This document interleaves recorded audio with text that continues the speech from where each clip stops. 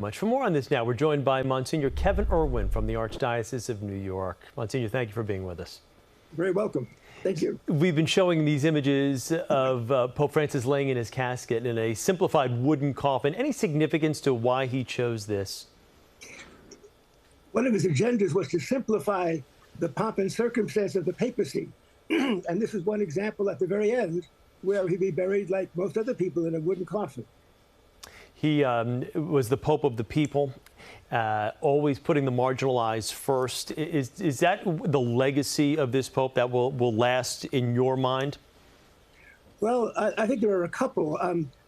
What I would say is the manner was ordinary, but the message was extraordinary.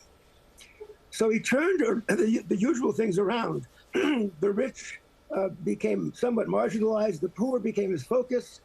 Mercy over being legalistic, a wide berth of the church to the ends of the earth.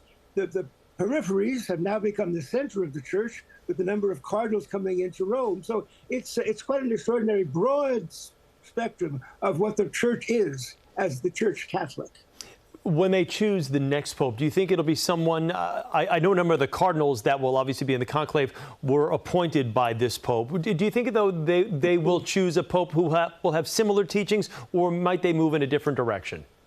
Well, I'm a better historian than a prophet, but I will say that you never know.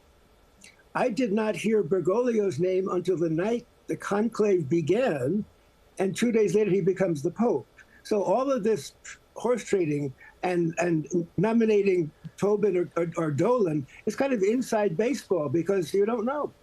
The cardinals will be sequestered for that period of time in conclave, and it won't be until obviously we see the white smoke that we'll see. So you're thinking that it could be a surprise for many. Well, Bergoglio was a surprise, so I don't know. I mean, the obvious candidates go in as the Pope and come out a cardinal.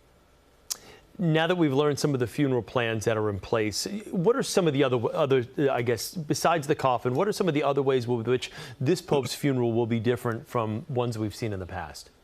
Not a lot. He gets buried the same way that I'll be buried, in the same prayers, the same scriptures, probably different music, but it's this. We all get buried the same way. We come in the same way and we go out the same way. Monsignor, thank you. We appreciate you taking the time with us. That's Kevin Irwin of the Archdiocese of New York. Monsignor, thank you.